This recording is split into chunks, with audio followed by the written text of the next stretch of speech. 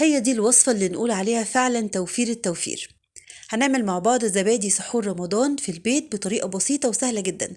من أكتر الوصفات اللي ممكن تكون ناجحة ومضمونة 100% هي الوصفة دي وبالطريقة دي وبدون تعقيد وخطوات كتير، ولا كمان هنستخدم مكنة زبادي. شايفين القوام بتاعه ناعم وكريمي جدا وفي منتهى الجمال. متأكدة لما تجربوه هتعملوه على طول في البيت مش هتشتروه. يلا نصلي للرسول ونشوف الطريقة. عندي 2 لتر من الحليب، يفضل يكون كامل الدسم كده وبخير، وتجيبيه من عند حد مضمون عشان يديكي نتيجة حلوة للزبادي. ممكن تغليه دلوقتي كويس قوي وتسيبيه يبرد او تغليه من قبلها. انا غليته الصبح وغطيت عليه عشان ما يكونش طبقة قشطة، واشتغلت في الزبادي بالليل فكان برد. ضفته في الحلة معاكم الحليب اهو، دفيته زي رضعة البيبي ما يسخنش منك ابدا. هنضيف في الخلاط كوباية كبيرة من الزبادي على كوباية من الحليب الدافي ده عشان نعمل الخميرة مع بعض، وندي ضربة كده محترمة. حابه تستخدمي الهاند بلندر او المضرب اليدوي، بس هتطولي شويه لو استخدمتيه في الضرب، لان الخطوه دي بتكون مهمه جدا جدا. لازم الزبادي يختلط كويس قوي مع الحليب. هي دي الخميره اللي احنا هنضيفها. طبعا من الضرب بيحصل عمليه رغاوي او الفوم، لازم نتخلص منها في بوله خارجيه قبل ما نضيفها على كميه اللبن. ضيفي بقى الخميره ودي تقليبه محترمه. كنت مجهزة الصواني اللي هتخش الفرن والكوبايات. كمان الكوبايات دي مش غالية أبدا، متوفرة في كل حتة لو حابة تستخدميها. حابة تستخدمي الكوبايات الإزاز زي ما تحبوا. رصيت بقى الكوبايات في الصواني وهنبدأ نعبي الزبادي مع بعض. وتعالوا كده واحنا شغالين نشوف التكلفة بتاعت الزبادي في حلقة النهاردة. أنا جبت 2 كيلو حليب ب 44 جنيه، إذا الكيلو ب 22 جنيه. وكوباية خميرة الزبادي الحجم الكبير ب 6 جنيه، يعني 50 جنيه. عمل لي 17 كوباية من الزبادي حجم كبير اللي هي ب 6 جنيه. لو انت هتشتريهم هيبقى ب100 وشوية. إذا توفير التوفير، كفاية النظافة والجودة وحاجة انت عاملاها بإيدك.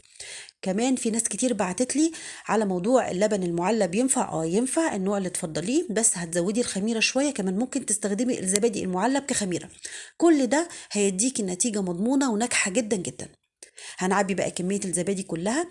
كمان مش هنغطيه ولا بفويل ولا بستريتش ولا بمكنه زبادي ولا كل الخطوات. حلقه النهارده اكتر زبادي مضمون ممكن تعمليه بالطريقه دي، هيديكي نتيجه ناجحه 100% حتى لو اول مره تعمليه.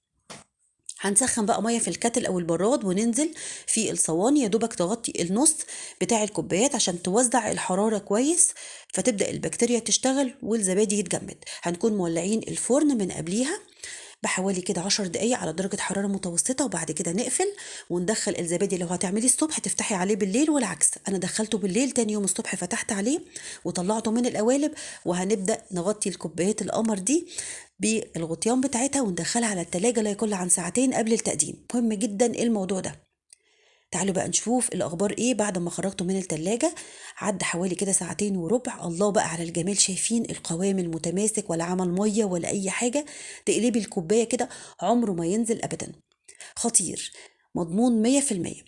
كمان ممكن ان انتي توفري اكتر واكتر، تشيلي كده كوباية ولا 2 على حسب استخدامك. لو هتعمليها كخميرة من الزبادي اللي انتي عاملاه ده، مش شرط يعني عشان تعملي زبادي كل يوم تجيبي كوباية زبادي من بره، لا. قرب لما يجي يخلص شيلي كوباية او كوبايتين، كل اللي هيكلفك لتر حليب او 2 على حسب الكمية اللي هتعمليها. والخميرة هتكون من الزبادي اللي احنا عاملينه بايدينا. شفتوا بقى مدى التوفير يا جماعة؟ تحفة. أظن بقى حلقة النهاردة أنا بسطت الموضوع عليكم وجاوبت على الأسئلة اللي جات لي. شايفين تقلبي كده الكوباية ما ينزلش أبدا. ندوق بقى، قوام كريمي وناعم جدا. جربوه، متأكدة هيعجبكم قوي قوي. كل سنة وحضراتكم طيبين، رمضان كريم علينا وعليكم، ينعاد علينا بالخير واليمن والبركات. ان شاء الله تجربوه يعجبكم، نتيجة مضمونة وناجحة 100%. ما تنسوناش بقى في لايك وشير لو الفيديو عجبكم، والاشتراك في قناتي على اليوتيوب. استودعكم في امان الله، انتظروني في حلقات جاية كتير.